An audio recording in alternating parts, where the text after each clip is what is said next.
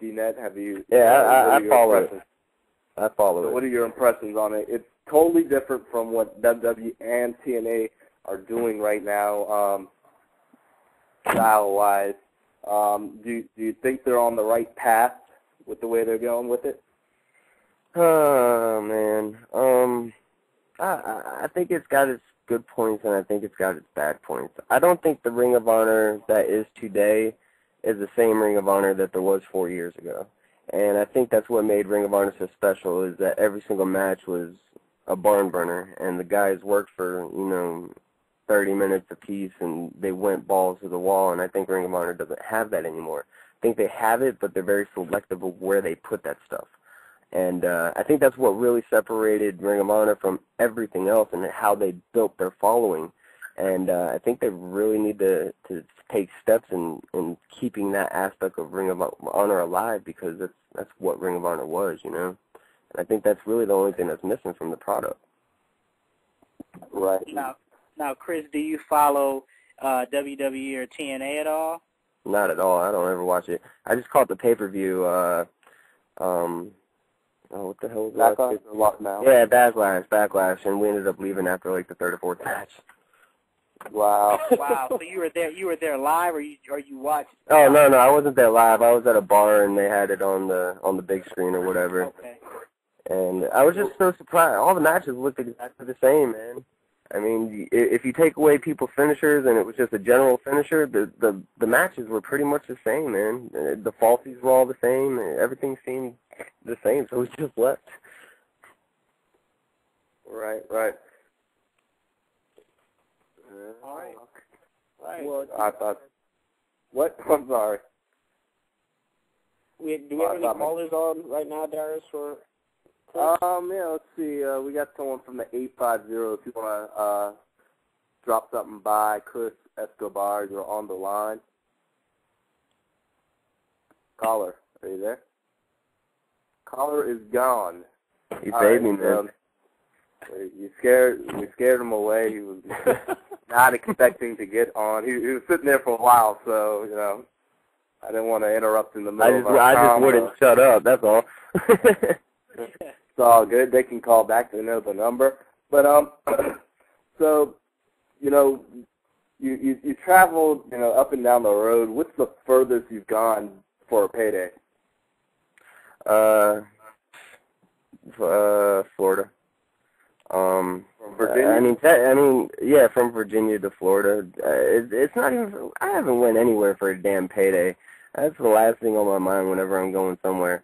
If it's something local, and it's the funny thing, if it's something local like in North Carolina or Virginia, I want my damn money. But if it's if it's like 13 hours away, there's a real reason I'm going there, and the last thing I'm worried about is the payday, Right. Even with the gas for the driving and all of Bro, that. like I tell my trainees, one of the first things you gotta realize is if you want to be successful in this business, you need to be successful outside of this business first.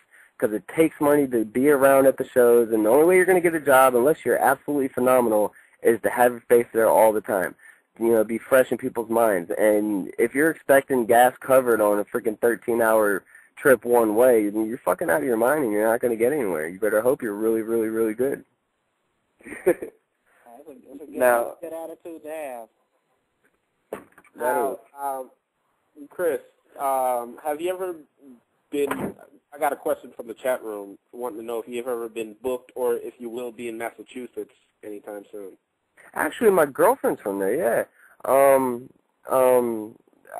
not booked there now. I have no plans of being booked, but the people she used to work for up north still want her working up north, and I'm hoping that, one of these days I might be able to get on a show with her up there.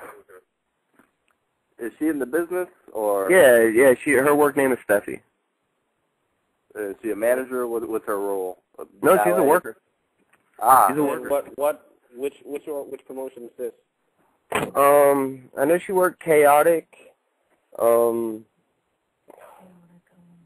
couldn't actually. If you want to take a second and speak with her, she's sitting right next to me. Well, bring her on. Hold on 1 second. Impromptu interview. Why not? Hello. Hello. Can you say your name one more time for the fans who couldn't really hear when Chris was saying it? I'm Stefi. Stefi, now, now where have you worked and where are you booked about? Where you out of? Tell us a little about yourself. I trained down in North Carolina. That's where I originally started working. North Carolina, Virginia, South Carolina, Georgia, and then I'm originally from Boston. So I did go home about 4 or 5 years ago, and I started working up there.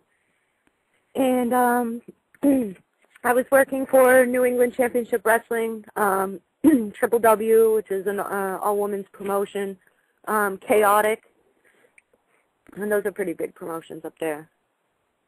Right. Only 20 minutes from one of our loyal listeners' house, so he might have seen you over there. Now, so how long have you been wrestling, and what are your ambitions? Do you share the same ideas as Chris, whereas, you know, as long as, you know, you're having a good time, you don't care about the payday, or, you know, does the money matter? The money does not matter to me, honestly. I can't say that I would, you know, I would work for free, no problem. Once you start doing that, you have to do it all the time. People expect it from you. So I usually try and ask for something, but it really doesn't matter to me. I just love doing it.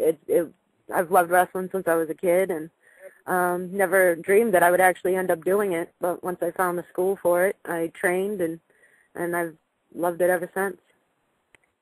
Well, how do the guys treat you in the back? Do they give you equal respect, or they, you know, chauvinism? You know, how are you treated in the back? Honestly, it's hard to be a girl in wrestling. I am treated with respect, but a lot of the times, you know, guys don't know who you are, and they see a girl there, and most of the time when I'm in a locker room, you know, they'll all walk by me and shake everybody else's hand, and they won't shake mine. It won't be till after my match that they figure out that I'm an actual worker that they'll come up and shake my hand and introduce themselves. But to start off with, no, I don't get treated the same. It's kind of hard to deal with, actually. Right, and you know, do you win them over in the ring? What's your style like? We heard Chris's, but what's your style like in the ring? My style, I would have to say, you can put me down as a brawler. Really, I like to throw down. I throw meat forearms and punches, and that's how I like to do it. Yeah. Now, Sorry, go ahead, Darius. No, I'm sorry, go ahead. I was just going to ask you, you know, you said you grew up watching it. Were you a Medusa fan, or were you like Shawn Michaels? Who did you look up to growing up? Well, my favorite growing up, I had to say, would be Chris Jericho.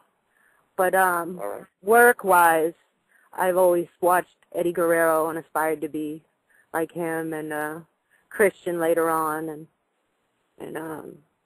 the old guys like Flair and Steamboat. And I really liked the way they worked, and you know, they took it seriously, and they were mean about it, and you know, they let you know how hard it was to do it, and I always wanted to be like that. Now, if there are any females listening to the show and they are inspiring to be a professional wrestler, what advice could you lend to them?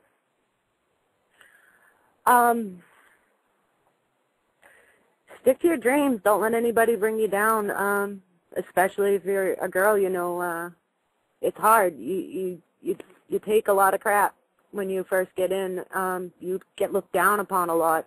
You know, I don't know how many times I've heard the word rat. You know, it's just become something you hear in the locker room. You just have to blow it off. You know, at first you start getting mad when you hear it, and then it's just so common that you have to prove yourself. You have to show them what you're there for, and that you're not there to look pretty and to, you know, be eye candy for them. You're there to work and to wrestle and show who you are. And stick to your dreams, you know. Stay strong and don't let anybody bring you down. Exactly. Demetrius or Shane, were you trying to come in? I just wanted to know, Stefi, you know, Chris mentioned that he keeps a pulse on Ring of Honor.